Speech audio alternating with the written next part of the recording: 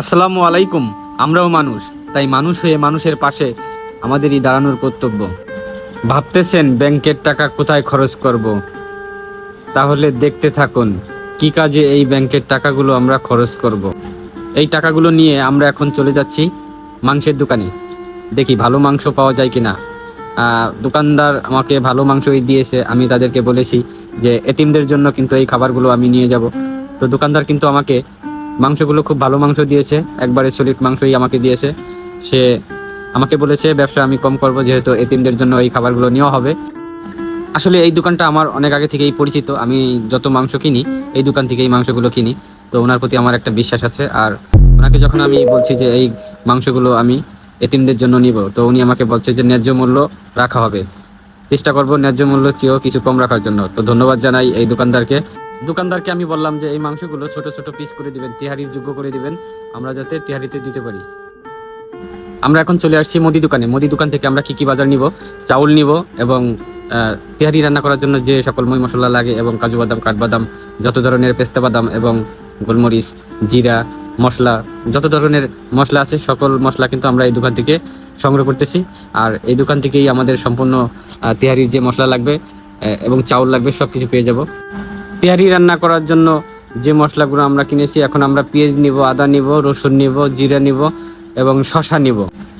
লেবুটা নিলে আমাদের বাজার কমপ্লিট। এবার আমরা চলে যাব আমাদের গন্তব্যস্থানে। হ্যাঁ দর্শক, আমরা কোথা থেকে বাজার করলাম? আমরা ভাঙা থেকে বাজারগুলো করে এখন পেরেচর রাস্তা দিয়ে আমরা কিন্তু এই আলিপুর বড়বাড়ি মাদ্রাসায় চলে আসছি। আমি ওখানে আসার সাথে সাথে কোরআনের পাখিরা কিন্তু দাঁড়িয়ে ছিল, তারা কিন্তু গেটটা খুলে দিয়েছে। আমরা ভিতরে প্রবেশ করলাম। আর ভিতরে প্রবেশ করেই কিন্তু আমি বড় হুজুরের সাথে দেখা করলাম। বড় হুজুর কিন্তু অন্ধ, ওনার কিন্তু দুইটা চোখই কিন্তু অন্ধ। উনি এই দুই চোখ অন্ধ থাকা অবস্থায় কিন্তু কোরআনের হাফেজ, এবং ওনার কাছ থেকে অসংখ্য ছাত্র কোরআনের হাফেজ হয়েছে। তো আমরা চলে আসছি হুজুরের কাছে। হুজুর দেখেন কিভাবে ছাত্রদের সাথে দেখা করার জন্য চলে আসছে। আমি আপনাদেরকে হেফজখানায় নিয়ে যাচ্ছি। হেফজখানার দিকে একটু লক্ষ্য রাখেন।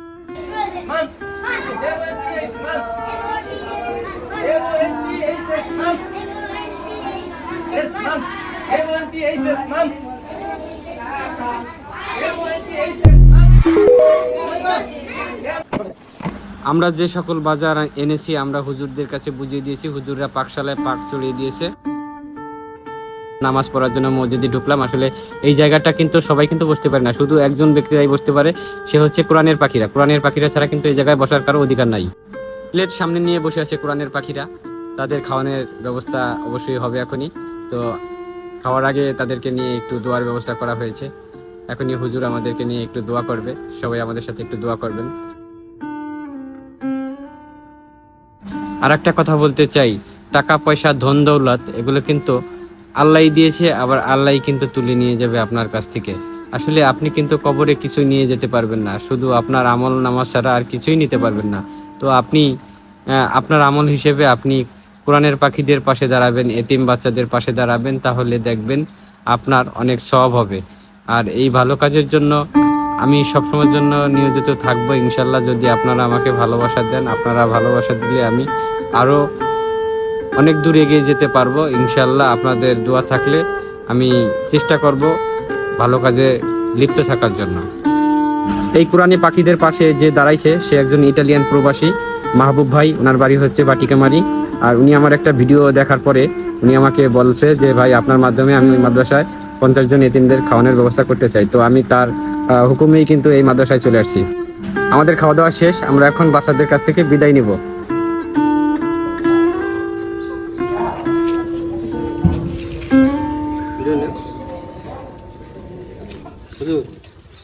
পড়ালেখা মন দিয়ে করো, হ্যাঁ ঠিক আছে? খাওয়া দাওয়া হয়েছে?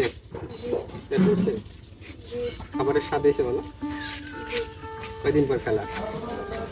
ভালো খাবার